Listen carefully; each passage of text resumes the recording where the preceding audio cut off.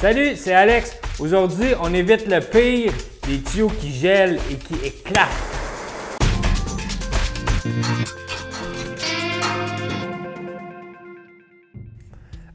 Non, c'est pas une bonne idée de dégeler ces tuyaux avec un chalumeau. La raison est simple, tu pourrais mettre le feu à ta maison, puis ça s'est déjà vu. Avant de poursuivre, si c'est ta première fois sur les rénaux d'Alex, abonne-toi pour être sûr de rien manquer. Il va y avoir plein de trucs pour entretenir et rénover sa maison.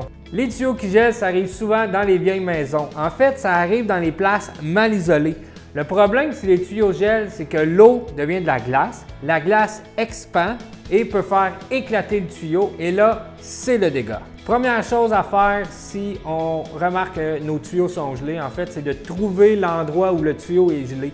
On peut y aller visuellement, on peut remarquer que le tuyau peut commencer à faire une petite bosse. C'est une indication qu'il y a de la glace. Il peut y avoir du givre qui se forme le long du tuyau, une autre indication. Ou CA Québec donne un bon truc, c'est de prendre un linge humide et de le glisser le long du tuyau. Si on remarque qu'à certaines sections, le linge a tendance à s'agripper ou glisse moins bien, c'est une autre indication qu'il peut y avoir de la glace dans cette section-là. Deuxièmement, on va dégeler le tuyau. On peut y aller avec la technique du séchoir à cheveux. Ça fonctionne très bien. Donc, quand on a trouvé l'endroit, on prend un séchoir à cheveux et on fait semblant de sécher les cheveux du tuyau. Et après quelques minutes, l'eau devrait recommencer à couler.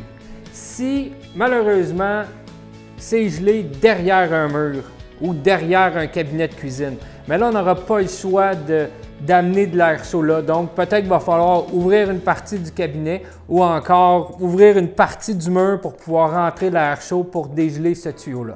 C'est sûr que c'est plate de faire un petit trou dans un mur, mais mieux vaut un petit trou qu'un gros dégât d'eau dans le fond de son sous-sol. Et s'il n'y a rien qui fonctionne, ben là, je pense qu'on n'aura pas le choix d'appeler le plombier. Si on parle prévention maintenant, quand on part en vacances, c'est sûr qu'on aime ça baisser le chauffage pour sauver de l'argent, mais on conseille de le laisser à 15-16 degrés minimum et ça comprend aussi le vide sanitaire.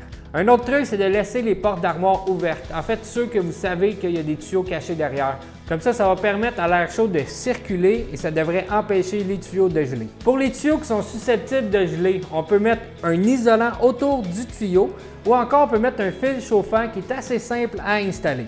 Si vous partez longtemps, assurez-vous d'avoir une personne de confiance. Pas moi là, appelez-moi pas, trouvez votre propre Alex. Mais quelqu'un de confiance pour intervenir en cas de panne ou en cas de grand froid. Il pourrait laisser couler un petit filet d'eau, ce qui va empêcher l'eau de geler dans les tuyaux. C'est tout pour cette chronique glaciale. Écrivez-moi vos commentaires, vos suggestions, vos questions en dessous de la vidéo. Merci de vous abonner à la chaîne Les Rénaux d'Alex. C'est ma récompense chaque fois. Salut!